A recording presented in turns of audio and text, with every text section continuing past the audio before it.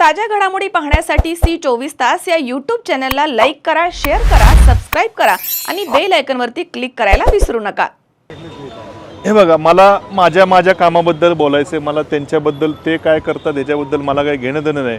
आता ह्यांनी विचारलंच आहे तर खरं बरोबर आहे ना।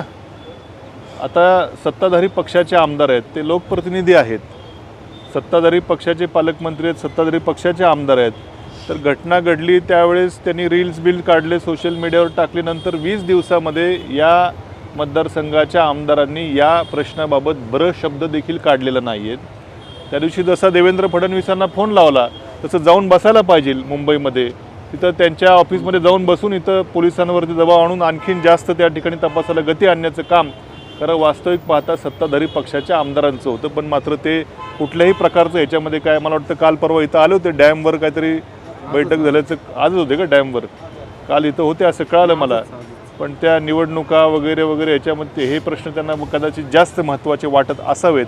पण छत्रपती शिवाजी महाराजांच्या विषयावरती सत्ताधारी आमदारांनी कुठल्याही प्रकारचं पोलिसांवरती दबाव न आणणं हे या मतदारसंघाचं दुर्भाग्य आहे। ताज्या घडामोडी पाहण्यासाठी सी24 या यूट्यूब चॅनलला लाईक करा, शेअर करा, सबस्क्राइब करा आणि बेल आयकॉनवरती क्लिक करायला विसरू नका।